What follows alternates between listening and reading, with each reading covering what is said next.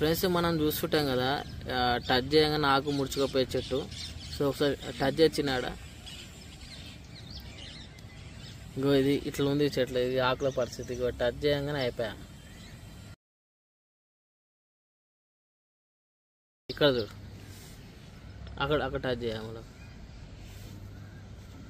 చూసుకోవచ్చు ఇక్కడ.